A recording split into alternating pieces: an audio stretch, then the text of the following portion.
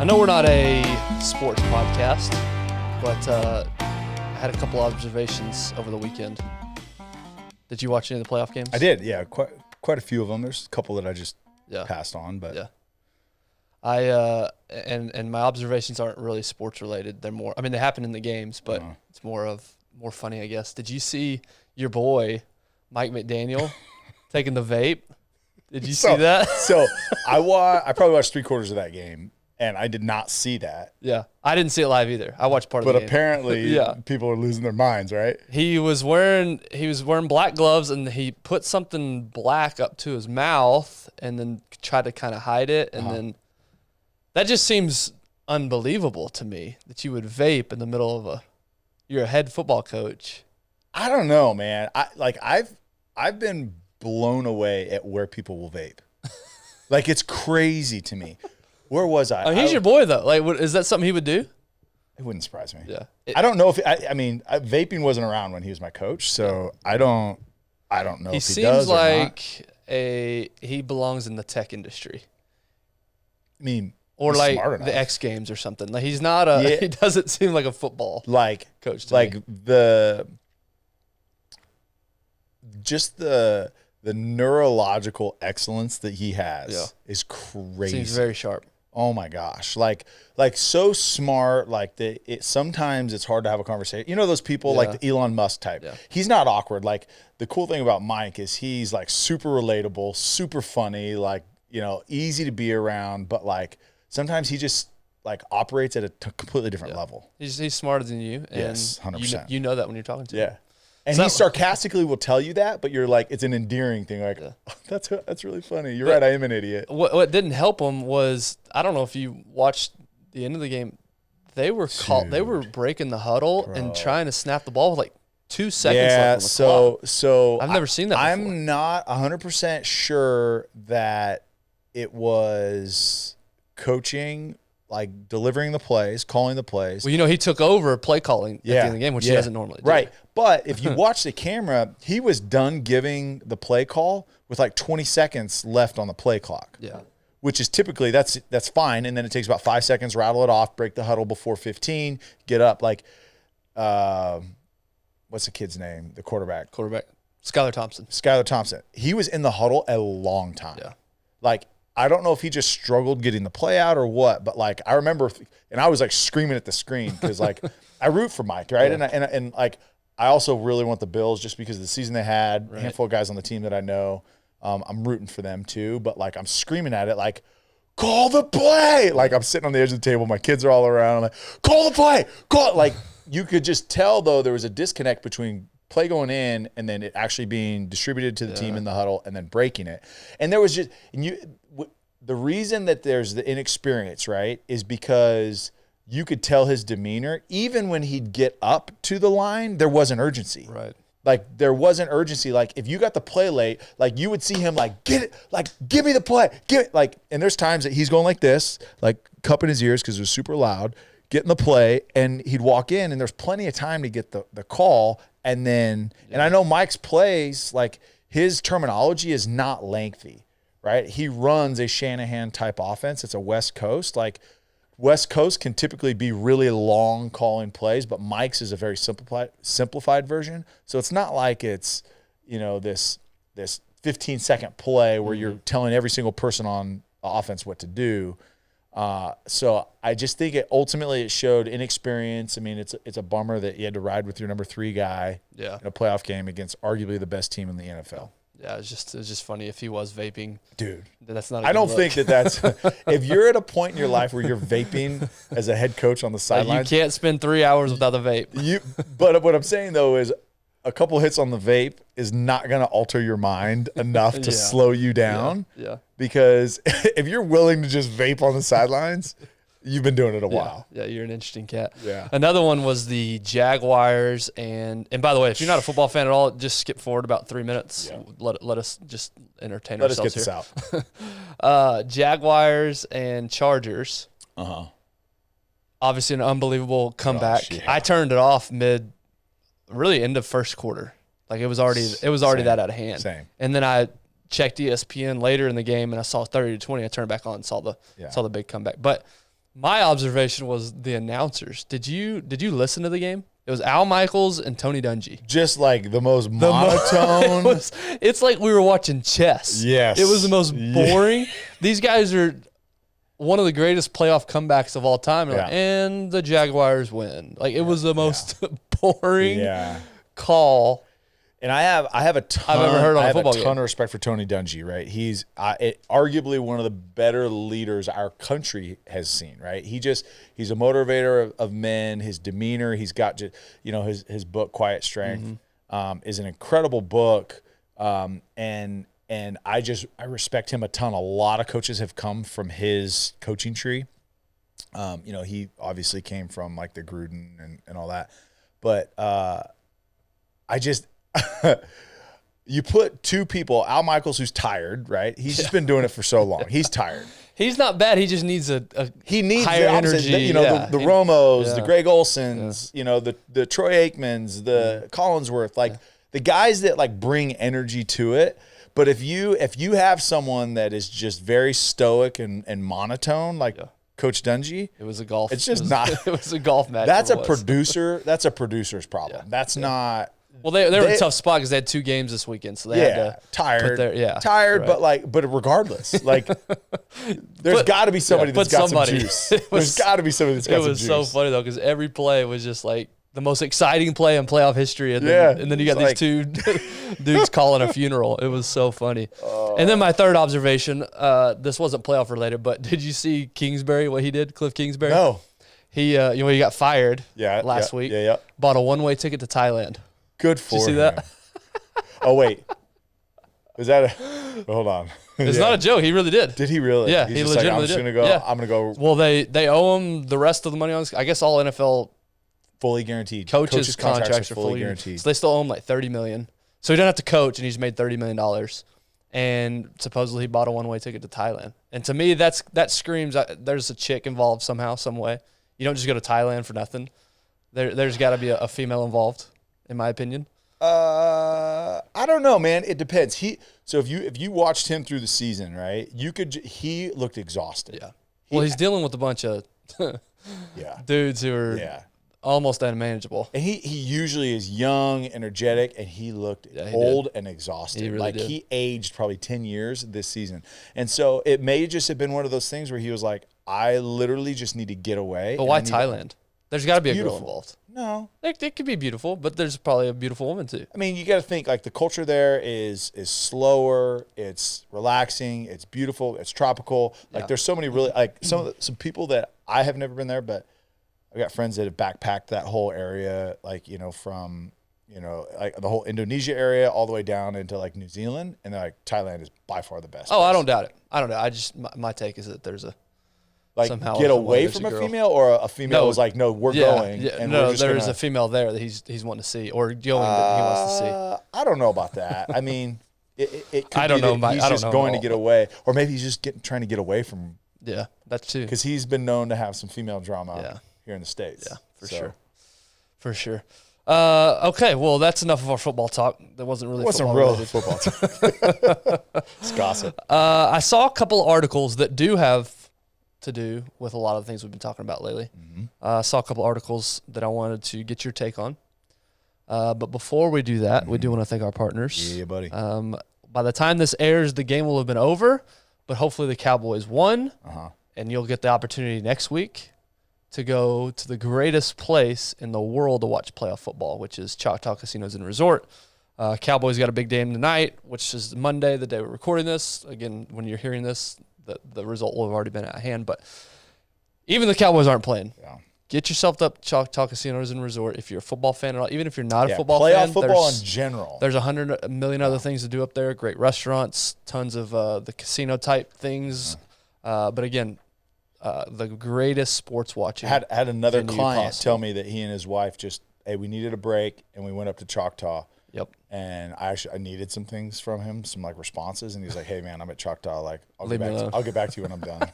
It literally is like it's the opportunity really just to unplug. That's right. And get pampered and just have some fun. And so I know my client came back, new person, he was ready to go. Yep. And the two taglines that we are officially unofficial from our perspective. If you're in the DFW area, it's a short drive up 75. Yep.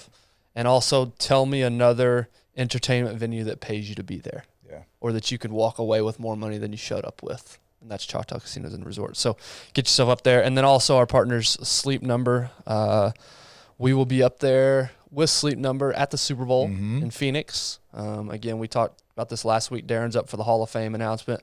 He'll know the week before we go to the Super Bowl if he made it or not, if he was inducted or not. And then they've got this whole huge week planned if he did. But yeah, Sleep Number, we say it all the time. It'll spoil you in the best way possible. Yep. You're never going to sleep the same again anytime you do not stay in your own Sleep Number bed. So appreciate Sleep Number and looking forward to another great Super Bowl with Sleep Number. Okay. Our two headlines, two articles that I picked out. And I tried to pick out the highlights and just so I'm not sitting here reading for 10 minutes on a whole article, but these were some of the highlights from the article. First article from the New York Times. Just so everybody out there thinking that we're just ultra conservative, we only watch Fox News. We like to dabble in all the news resources. So yourself. New York Times. 3/4 of teenagers have seen online pornography by age 17. By age 17? By age 17. 3/4 of teenagers have viewed pornography online by the age of 17, with the average age of first exposure at age 12, according to the report by Common Sense Media, a nonprofit child advocacy group. Teenagers are seeing the photos and videos on their smartphones, on their school devices, and across social media, pornography sites, and streaming sites, it said. 41% of teenagers say, of the ones polled, obviously they took a sampling. It's not like they polled every 17-year-old in the country. But of the teenagers polled, 41% of the teenagers say they had seen images of nudity or sexual acts online during the school day, which was interesting to me. More than half said they felt guilty or ashamed after watching porn. At the same time, I thought this was interesting, 45% said the pornography provided helpful information about sex. LGBTQ teenagers in particular said it helped them discover more about their sexuality. I thought that was an interesting note. Fewer than half said they discussed pornography with a trusted adult. Of those who did, the conversation, quote, encouraged them to think about ways to explore sex or sexuality other than porn, end quote, according to the report. Teenagers who intentionally sought pornography, so these are not the ones who accidentally saw it, these are the ones who actually were looking for it, said their top sources were sites like Pornhub and YouPorn, Instagram, TikTok, Snapchat, Reddit, and other social media sites rank second as sources for pornography. So all of which, by the way, all those sites claim that they have bans on porn / explicit content. Yeah. And then the last two lines are a couple of quotes from some experts. Quote, pornography is a huge part of the lives of children who have digital access like never before, and we need to have a national conversation about it, end quote, said Jim Stayer, president of Common Sense Media. And then, quote, this generation of parents are dealing with things that no other generation has had to deal with. The amount of access to information in the hands of these kids, said Shelley Viramontes, superintendent of the Campbell Union School District near San Jose, California. What you got on that?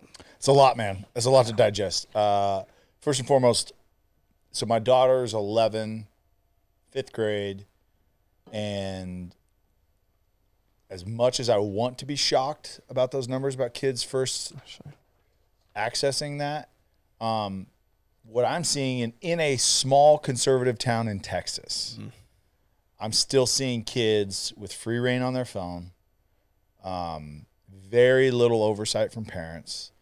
And then the conversations that I'm hearing some of these young boys say and direct comments towards young girls, this does not surprise me.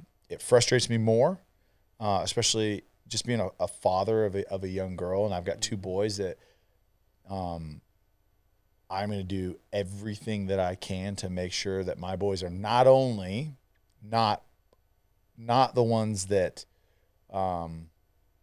idolize, materialize, and degrade other girls, but also ones that are brave enough to stand up against the other boys that do that.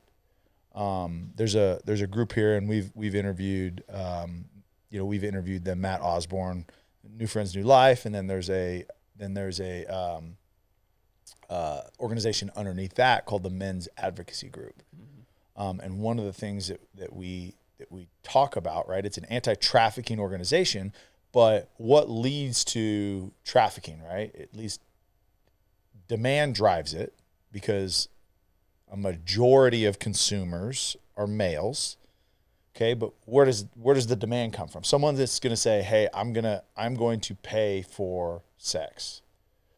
That comes from being unfulfilled or having desires that exceed what you're physically receiving, whether it's in a marriage or with single, whatever, right? And where does it go, right? It starts at an early age. It starts at 12, 13, 14, 15, and how young men think of other girls.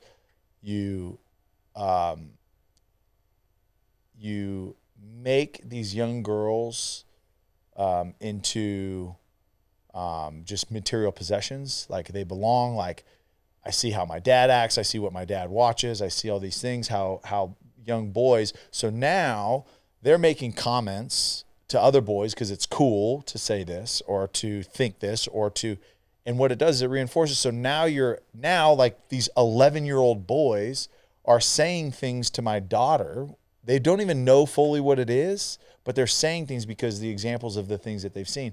Well, that snowballs until, sexualizing other girls, and that's their value, right? Talking about them, talking bad about them, poking fun at it, and then it goes into now sexual abuse, forcing themselves on it because they think that that's normal, and then it goes into sexual addiction, and then it leads into prostitution, right? So it starts at a very young age in this men's advocacy group. It starts there. Like, it starts talking to our youth and saying, like, listen, like, we don't talk to or about girls that way. Like, they are humans. Like, they are not your object. You are not to objectify them. That's not who they are. Like, that is not our job. That's not what God created us to do, is just to objectify women. Like, they're there to give us what we need, and that's it. That's not it. But our youth, through media, through parenting, through all those things, are more and more objectifying it. So now it's like, okay, now I could just hop on my phone and watch these girls who, many of the girls in the porn industry come from abuse, come from broken homes. And that's where they've gone, because that's their only outlet, or they were forced at an early age into something that then led them that way. And I'm not saying every girl that's in pornography has been trafficked, but there's a high probability that there was something, whether it was sexual abuse, whether it was absentee father, whether it was neglect, whatever it was, led them to that path. And it's reinforcing that we're just objectifying women, and it starts early. Yeah. And these stats reinforce the fact that we as men need to do a better job influencing our youth to respect women the way that they deserve to be respected. Yeah. And again, I know it's a little bit of a tangent there, but when you talk about this, it terrifies me that my little girls are going to be around boys, almost 50% boys in 5th and 6th grade have pursued watching porn on their phone. Yeah. What do you think? Like, we're jacked up enough as our culture, and we didn't have access to that. Where do you think that that's going to lead? It's a slippery slope. That's the hard thing with this problem, is it's such a ingrained, wired into us human desire for sexual gratification.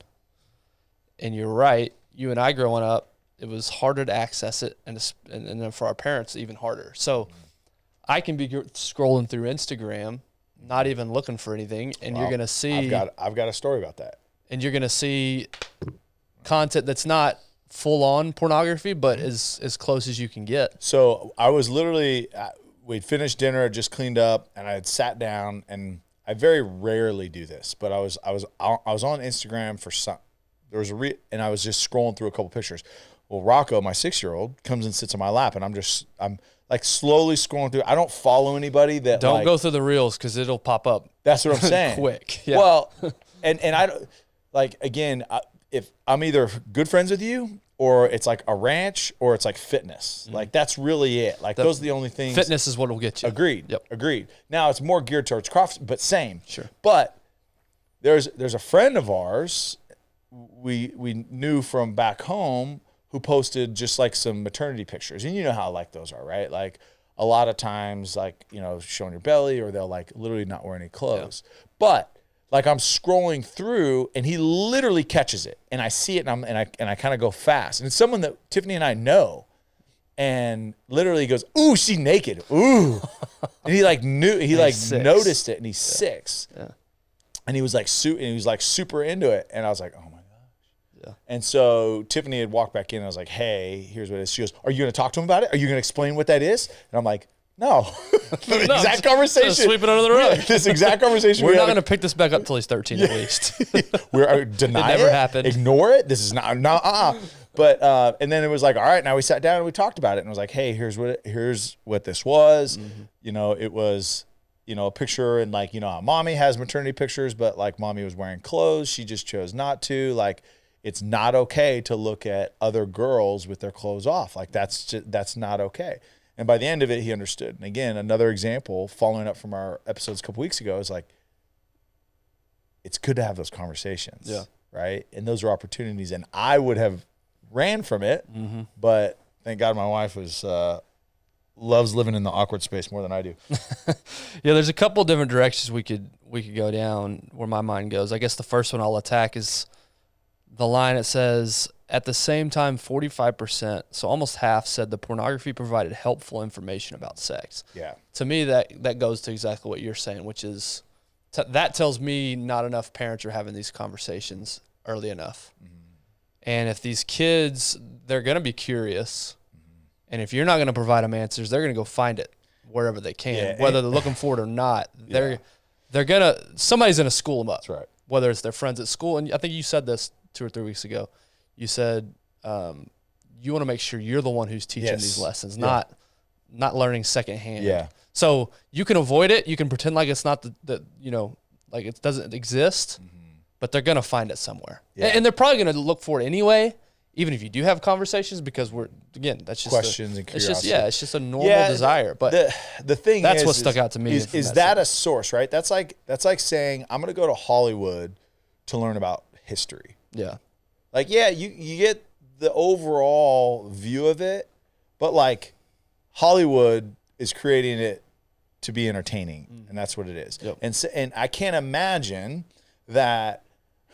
I'm sorry, I may cross a line here, but I can't imagine that in the video they're like, all right, go ahead, please insert your penis into my vagina. Just make sure that my cervix is still intact. I mean, you know what I mean? They're not talking through it the right way. Like, so what do you mean you're learning? It was helpful information to learn. At 13, you're not mature enough nor responsible enough to make a decision to go have sexual intercourse, because there are consequences. We had this conversation with my kids this weekend, not about this, but like consequences to decisions and actions. And so what are you learning exactly? Well, to me, to be fair, it's probably just a crafty It's a kid answering. Yeah. It's a kid answering a survey. I was just learning. It was super helpful. Yeah, absolutely. So there's a lot of behind the scenes nuance to this. But yeah, that to me, that was what stuck out, was that line about it's going to be imperative for us. Yeah. Again, before we think that they're ready to have these. I don't remember. And again, my parents were unbelievable parents. I don't remember specific conversations, at least not that many, regarding porn. Again, it's probably because the way they grew up, it was so hard to access. Yeah. And when we were growing up, it was still somewhat difficult. The problem is we don't have that. You and I don't have that luxury. They're gonna, even if they're just on Instagram, TikTok, they're gonna see it. Maybe not full on nudity, but they're gonna see as close as you can get. So we don't have the luxury of just never addressing this. Yeah. We're going to have to address this. Agreed. I guess my question for you is, and you have a bit of a unique background because of your experience with the human trafficking organization. What do you say to people who say it's not that big of a deal? Because most people don't think porn's that big of a deal. Yeah. And it's just like, quit being such a tightwad. Like Yeah. what's wrong with porn? It's not that big of a deal. It's just online. I'm getting what I'm done and I'm on to the next. Like, it's not that big of a deal. Mm-hmm. From your perspective and your experience and what you know, because again, it's different than what I know. Why is porn such a big deal? Yeah, so a handful of reasons, but number one is the number one driver for human trafficking is porn. Like, that is the number one reason, because it becomes an addiction, and it alters the way chemically in your mind what your expectation for intimate relations should be, right? And again, it's unrealistic. It's not real life. And so your expectations change. Maybe you're in a relationship. Those expectations now are projected onto your significant other. And if those aren't being met because of the addiction, you're going to go seek out that fulfillment, right? So now you're going to go outside of that relationship to something else. And I can't tell you, even in DFW, and we've talked about this, was rated the number one most unfaithful city in the United States. Is Texas, morals and standards and all those things, but sexual addiction is rampant, and the driver for that is porn. So that's like saying, smoking crack's it's not that big of a deal. Like, you just smoke it, you get high, and you're done, you go on to the next day. No, it changes your brain chemically. And we can pull up some sources and cite it, and I'm not going to do that right this moment, but it changes you, and then you go seek it. And sexual addiction ruins lives. Like, that's why they have rehab for sex addicts. Like, if it wasn't a problem, there wouldn't be rehab to rehabilitate you from that addiction. So that's number one. And then two is the driver. So think about this, is you start out just basic porn, whatever, right? Then, okay, now I'm bored with that. Now I go to, the next level. And then I go to the next level. And then I go to the next level. Next thing I know is now I'm on something where, and this is a big, cyber sex trafficking is one of the biggest things, like right now in the human trafficking world, is you don't have to physically traffic girls across borders or take them and then put them into a brothel, or that is not how technology has driven the industry. The industry now is, unfortunately, parents will sell, or kids are kidnapped, sell their kids to traffickers. They'll put them in a tiny room, and then they'll film them. And Americans are the number one consumers of pornography globally. Okay? So the demand comes from the United States. Now you mentioned Philippines, right? And this is a huge problem there, is these girls are being enslaved into these homes, forced to do sexual acts on camera, while some guy in Dallas, Texas, or Atlanta, Georgia, or Bakersfield, California, are paying to have some things done to this little girl. And again, it escalates. It starts, okay, let's just call them adults, but typically at that age, adults can at least fight back. Now we're talking about like 12-year-old girls. We just were at a conference where someone spoke that 5, 6, 7, 8-year-old girls are forced to do this. Mm-hmm. So when you say that porn's not a big deal, what is it leading to? Like, are you okay with your addiction and demand contributing to a 5-year-old girl that was stolen from her parents or sold by her parents to being sexually abused on camera to satisfy what you need? So no, like, porn is a big deal. Yeah. And not to mention porn destroys marriages, destroys. Yep. It absolutely destroys. And they're like, oh, it's not cheating. It is cheating. Like, you are literally visually looking at someone else. And like, I have sympathy that there are problems and guys had gotten into it, or like, I understand that. But when you dismiss it as not a big deal, that's not accurate. It's a big deal. Yeah, that book that we went through, The Molecule of More, talks a couple of things that you're just saying. Number one, I forget the scientific term, but how far away removed you are from a problem, the less you see it as being a big deal. So, to your point, are you okay with your need of being fulfilled of pornography leading to a 5-year-old?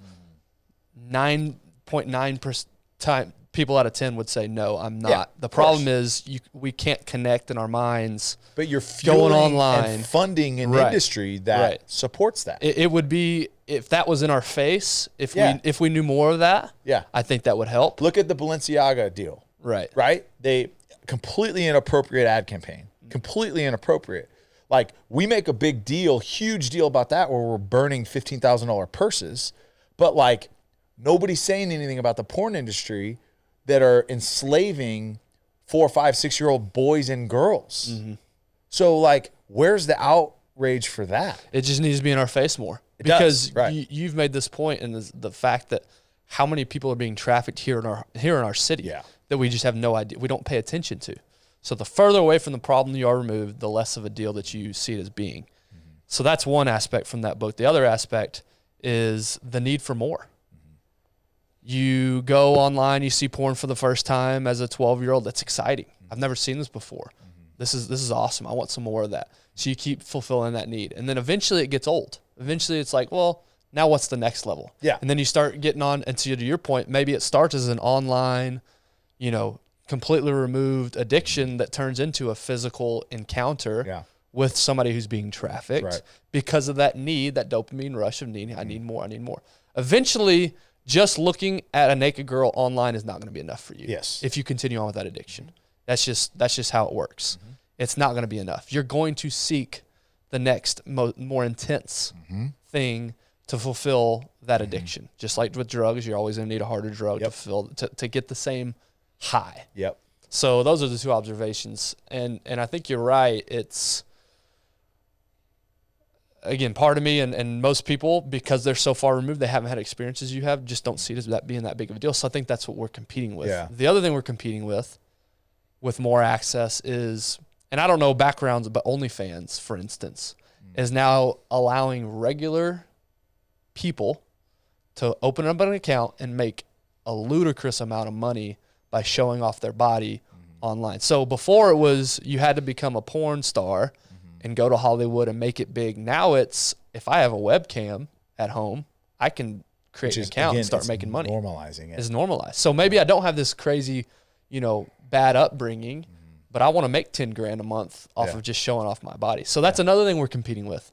Is I think OnlyFans last year, 2022, was a $4 billion company in revenue. They did $4 billion in revenue last year or 2 years ago. So the demand is at obviously the demand is at an all-time high right now because there's just so many ways that and again, I go back to, I don't even have to go to OnlyFans. I don't have to go to Pornhub. I can go to Instagram. It's not going to be as hardcore, but it's going to give me, and without even looking for it. Again, I follow a lot of fitness accounts, and fitness is hand in hand with not showing off a lot of, or just showing off a lot of your body. And so again, my feed is just full of that type of stuff without even going out and typing anything in and seeking it. And so you think about your 13-year-old kid, and what does it say in here? A lot of them were accessing it at school. At school, So it used to be this private thing. I'm embarrassed. I got to do this at home when nobody's watching. Now it's, you can pull it up on your iPad at school in the middle of science class. So again, we don't have to spend too much time. There's another article. Yeah, and that's a whole nother technology conversation too, right? Like even teachers are utilizing technology to simplify and lessen their job to teach, right? So, iPad day, and it's like, I do it as a parent sometimes. Yeah. I need a break. Here's the iPad. Yes. Yeah. And my 3-year-old knows how to navigate YouTube by himself. Which is a horrible place. Which is wild because can't type anything. Can't type anything. Can't put words can't together. Read, but he knows how to navigate. Yeah, and who knows where he'll end up if I'm not watching or paying attention. Right. And so again, I guess the take home for me after reading this article is just reinforcing the point. I'm gonna have to have these. I can't rely on daddy government to make some sort of mandate. I've got to take it under me as a parent to have these discussions with my kids. Am I going to be able to eradicate it 100%? Probably not, because I'm fighting human nature. Yeah. However, I can have these conversations about a healthy approach. Well, and when they come into that scenario, you can have those conversations so that they're not surprised, right? So that they're not, they're not presented a situation that this is new, this is exciting. I don't know anything about this, but like I haven't talked to my parents about it, so I'm going to dig into it, right? At least you can equip them to handle the situation in a way that ultimately doesn't harm themselves or anybody else in the long run. Yeah. That doesn't like give them that taste, because like they're like heroin, right? It's like, ooh, you got a taste. Mm-hmm. Once you get a taste, you're hooked. Like you do it once and you are addicted to it, right? And so it's kind of the same thing, in my opinion.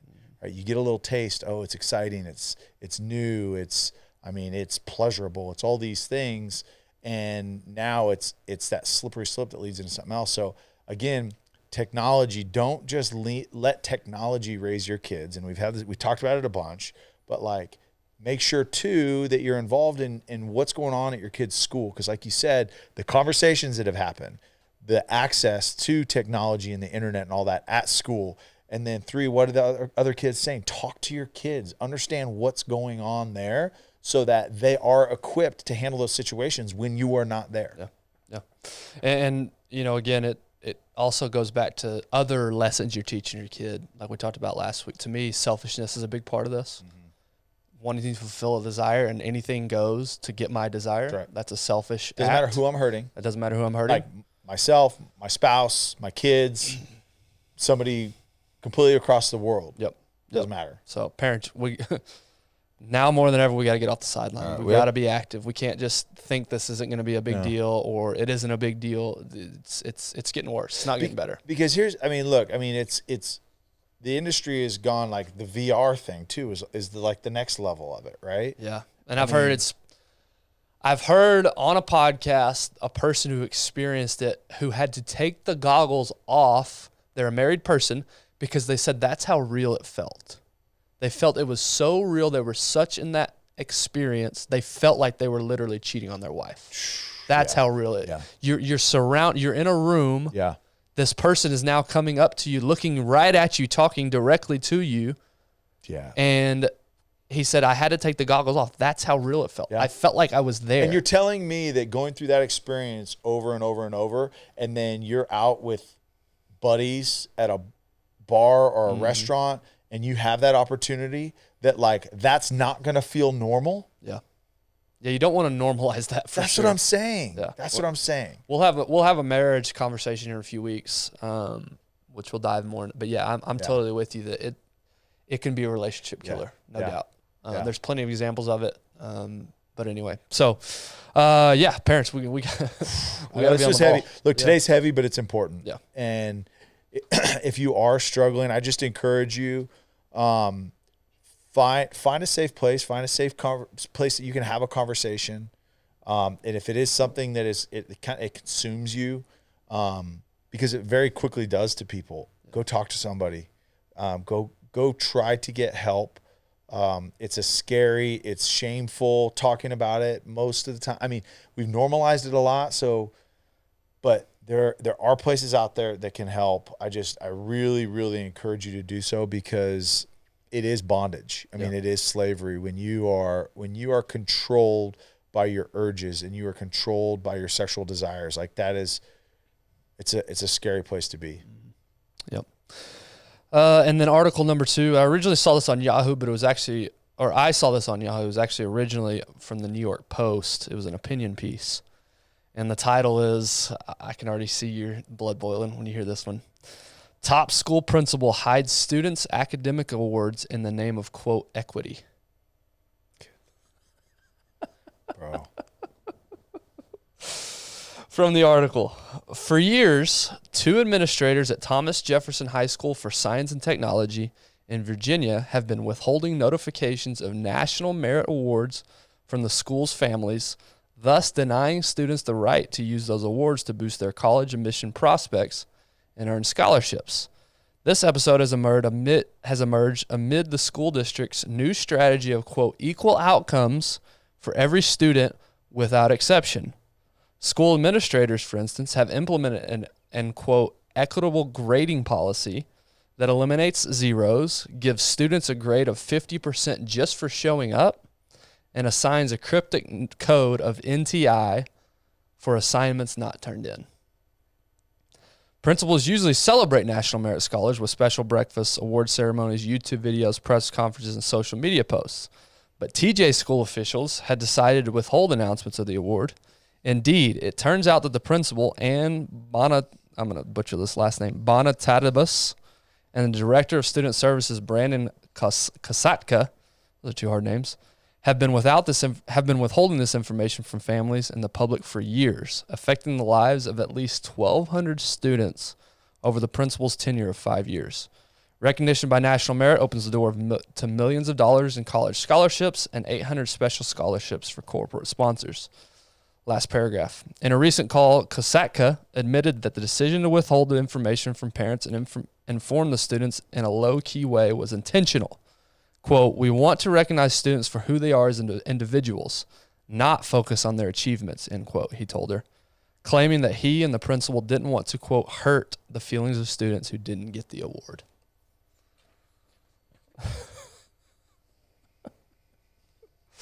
So before you tell me your real reaction. Yeah. So before I sermon this week, Jamin, who was on our show, so we're going through wisdom still, right? This is how much the Bible talks about wisdom. And then this week was controlling the tongue, right? Yeah.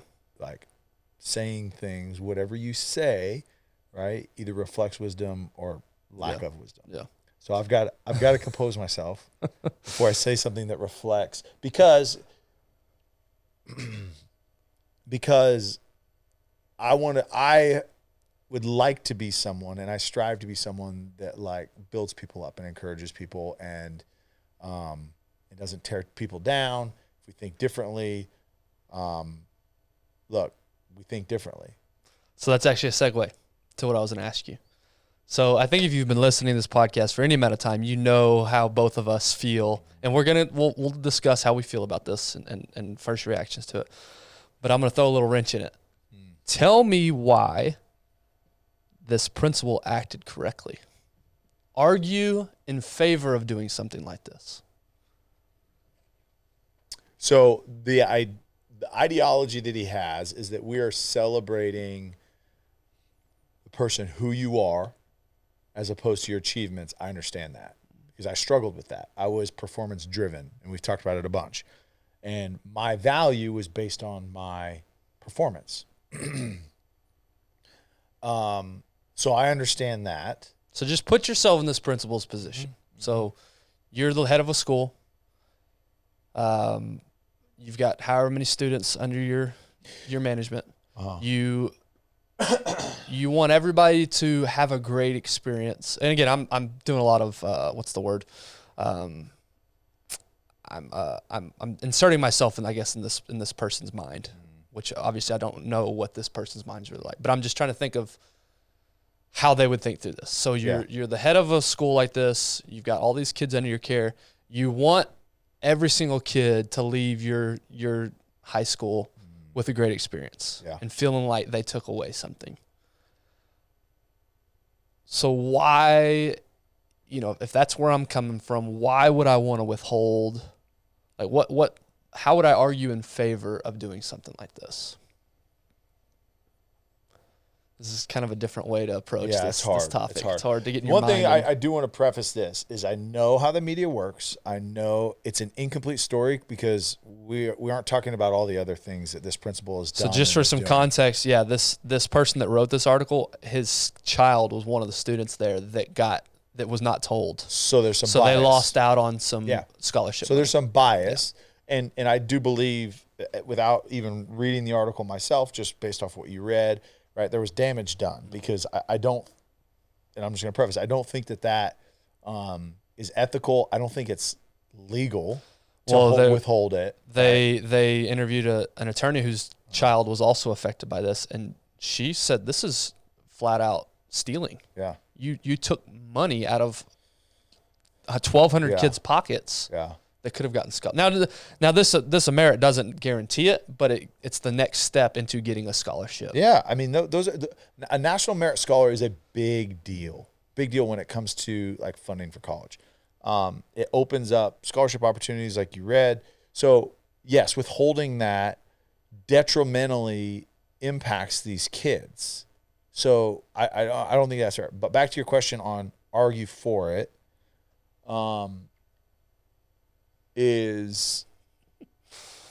again, I don't know what messages. If this was you, if you were the principal and you had this mentality of I want everybody to be the same. But I wouldn't. So it's hard. If I let's just say this: if I was forced by the administration or like the school district to do this, like if this was something that, hey, this has been voted in, this is what we're doing, make the best of it. I mean, if you're focusing on building these kids up on who they are, what they're created to be, like pouring into their strengths, like reinforcing their value on what they're doing, encouraging through failures, stuff like that. Like, yeah, I could understand that. Now, gosh, I can't even like say that without going back to the other point. That's why I pose this question this way to give you a second to think, is because when we read articles like this, the first thing we do is we think immediately what our reaction is. Yeah. What I challenge myself to do and what I would love to start doing is thinking about the opposite. Yeah. And if somebody reads this and like, I love that. Yeah. Great job, school. Because there's people out there that think that way, obviously. Yeah. This is an isolated occasion. This has happened all over the place. This has happened in corporations. This has happened in colleges. This has happened in K through 12. So let's try to put our mind into somebody who thinks this way. Yeah. And why would they? Because ultimately we're all living in the same country together. You and I can have an opinion on this that's probably going to be a lot different than half of the country. Yeah. So if we're all ever going to work together and get to the same place and have healthy disagreement, I think it's just fun to challenge ourselves to think from the other perspective and why this is a good thing. And again, like I said, we don't know the full story. We don't know what they're doing. I mean, this attorney, this writer, it was a good enough school to have their kids go there. Yeah. Right. So there's things that maybe they are doing right that we just don't know. I mean, who knows? Like, what if some of these kids, it became something where it was detrimental to the kids that were not getting these, right? And it was these national merit scholars that were holding it above the younger kids, and they were, and it negatively affected the other kids. Like, we don't know the whole scenario and why they implemented it. So it's hard to say with certainty. It sounds like the school district strategy, it says school's new strategy, quote, equal outcomes for every student without exception. So they've obviously implemented something from a school district perspective of we want every student to end up in the same place. We know that America doesn't work that way. Yeah. This is, again, their perspective. We know that not everybody has a fair shake at this thing, and there's systemic, issues that we're going against. So we're going to take control here as a district, and even though the system when they get out of school is not fair and it's rigged and it's against them, we're going to make sure that the system is for them. Yeah.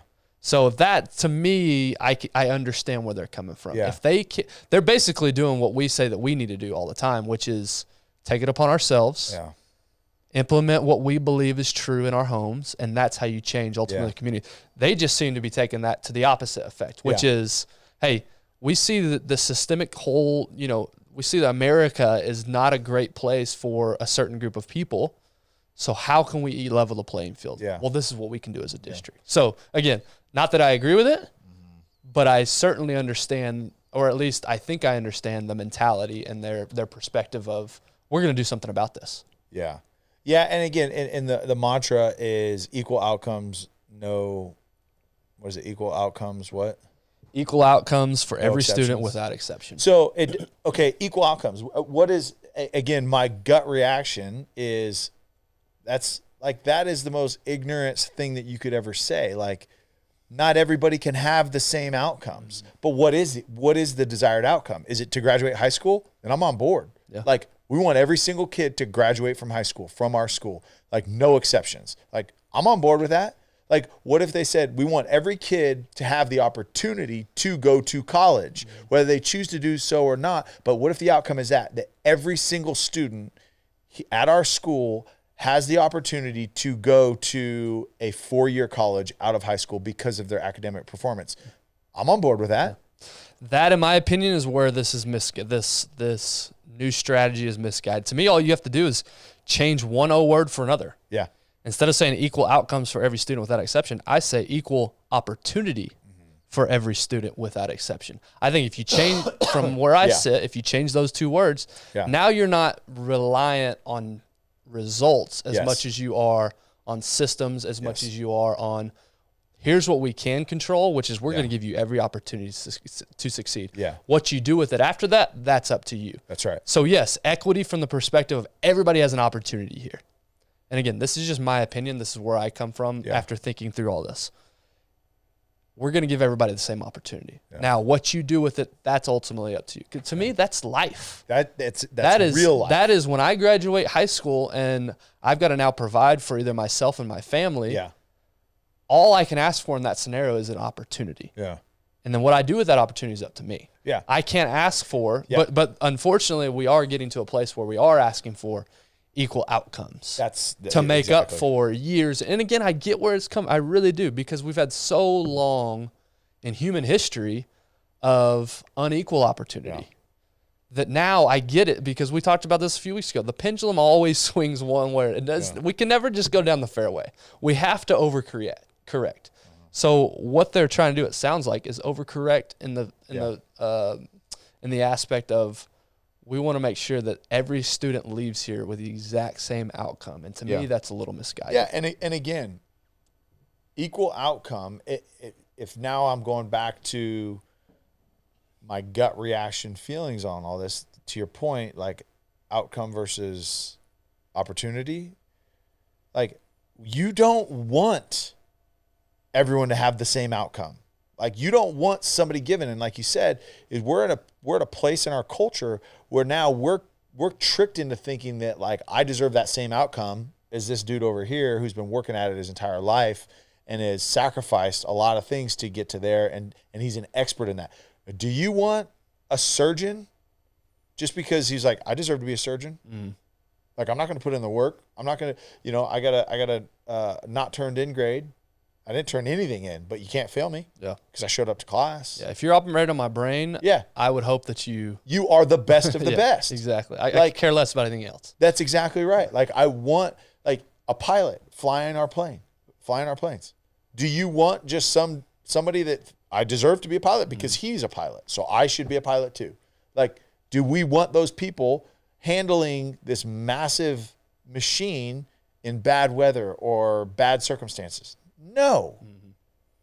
So we're tricking our kids into thinking that they are owed something, as opposed to, hey, as parents, as teachers, as coaches, as mentors, we want to help you grow and learn so that when the opportunity arises, then you can choose to take advantage of it or not. Yep. Now it's up to you. But the outcomes are not given to you by a high school. The outcomes are not given to you by your parents. Or daddy government. Yeah, or the government. The outcomes are based solely on your decision on the time, effort, and passion you want to put into it. It's up to you. Yep. That's real life. But saying that it's going to be the same outcomes, like I said, look, if their goal is everybody graduates high school, like we are committed to every single person in our school, in our high school, graduating high school. I'm on board with that. That's an outcome we can all get behind. Yeah. I'm good with that. Now, if they've earned it, right? Like with that saying, it doesn't go into the expectations from the kids as well, right? It doesn't talk about like, hey, outcomes, no exceptions. So if you ditch class and you don't show up, or you don't pass the test, or you don't turn in your homework, or you don't write that paper, you still get to graduate because everybody gets a high school degree. No, that's not. I can't get on board, and I can't back that up. Yeah, to me, it ties in again to discussions we've had, which is it. And I just totally blanked on what I was going to say. That's all right. That's all right. All the time. And again, I do feel, because I do think that having that withheld, the information, the accolades, the notoriety, the achievements that some of these students pursued and achieved, and withholding that from them, I think that's a huge disservice. And I think that there has to be consequences to that. Not even knowing the whole story. But It's not your job as a principal to decide a kid's future. Yeah. You can contribute to it. Mm-hmm. You can't be a detriment to it because that's not the job title but you can, let's just say the scenario is, all right, a bunch of these award winners are discouraging and talking down to and their problems. Okay, well then figure out a way to deliver it in a way to the parents and the kids that is discreet, is subtle, is low key. We decided not to do a big awards banquet because we don't want to spend funds on celebrating these because, whatever. Like, I still don't agree with it, but look, fine. But to then withhold it from them, that to me, that should be a punishable crime. Yeah, I'm actually with you. Like, we don't have to make this like they cured cancer. No. This award. 50,000 kids get the award. It's not like it's some crazy, so you don't have to create a YouTube channel for it and make some big deal bigger deal than it is, but at the same time, you don't want to withhold that either. Yeah. So, and that, to level the playing field. Again, now all you're doing with these kids now is you're holding back the potential that they could have reached. Yeah. Like, are you good laying your head down and saying, hey, this kid could have maybe gotten into Harvard, or he could have gotten into Stanford, or he could have gotten into Princeton or Yale or USC or whatever, Fresno State. If that was the deciding factor and you withheld that, now how much potential are you limiting from them? I do remember what I was going to say. It goes back to what we talked about, which is you're not doing any favors to these kids by protecting them because they didn't achieve something. Yeah. You think in the short term you're making the kid feel better. Yeah. You think that's helping, and maybe it is short term. Maybe in that short window that you have them under your care, you are helping them because you're helping them feel better about themselves. But fast forward 4, 5, 6, 7 years from now, when they've got 2 kids at home, they're trying to provide for them. No boss is going to sit there and say, "Well, you tried real hard, so here you go." Yeah, you didn't finish. Life is about performance. Finish that project, so here's another one, here's a bonus, and here's it. Like, no, it's just not how it's going to work. They're going to get their ass fired, and they're going to have to go look for the next thing. So, I would rather my kid learn that at 16, 15, 14, 8. I would rather them learn that now when the stakes are a little bit lower than when they're 22, 23, and they're out in the real world and nobody gives a shit about them. Because guess what? Maybe and I'll use my son as an example. Last year he got, every month they give an award to like 5 students in the entire district. It's the superintendent's award. Like, we got this letter, and I feel really bad. We got this letter, and it was like, Mr. and Mrs. Klutz, your child has been selected as an award winner this month to receive the superintendent's award for his exemplary da-da-da-da. And then literally we're both reading this, and we're like, oh, Giada, like, yeah, this is awesome. Like, dude, I mean, not surprised, but like, that's cool that they recognized her. And then we get down, and it's like, we're so proud of Luca and da-da-da. And we're like, wait, what? And withholding these things and withholding these recognition, Luca was someone that needed that. Yeah. Because, he maybe struggled in some areas, and his parents, we could have done a better job, like, building him up. But, like, that was a game changer for him, because now he's like, I can do this. I am succeeding. I am getting these things. So how many of these kids that tried their tails off to get the National Merit Scholar and didn't know it, and now their self-confidence is even more deflated, is reinforced that they didn't get it and they aren't good enough. Mm-hmm. But like, now that you are celebrated for doing the things as hard as it has been for you, and then you get an award for it, like, he completely changed his trajectory in school. Completely different person. And it was that turning moment and that award and that recognition that gave him the confidence that, like, oh, I can do this. Like, hey, maybe the things that my parents were saying is true, that I can accomplish whatever I want to if I put the work in. Yeah. So I don't know. There's a lot going on in that story. We don't know the whole deal, but man, I feel for those kids. Yeah. I mean, and again, if you've listened to us for any amount of time, you know our opinion on this. And I guess ultimately that's in Virginia. We're in Texas. I would say most of the schools that we're going to interact with don't have this type of mentality. The problem is it's gonna catch up to us eventually. Yep. This type of mentality is going to. It's already catching up to. It's already showing. I mean, look at our education already. compared to the rest of the world, right? Like our standards are too low. Which good tease. You didn't even know that. This is going to be our next week's conversation. Okay. Good tease. Check it out next week. So yeah, anyway. So okay, yeah. So I thought those two articles, they, current events, but very in line with a lot of things we've talked about. So as Tyler teased, didn't even know he was going to tease, next week we're going to dive into our series, Is America the Greatest Country in the World?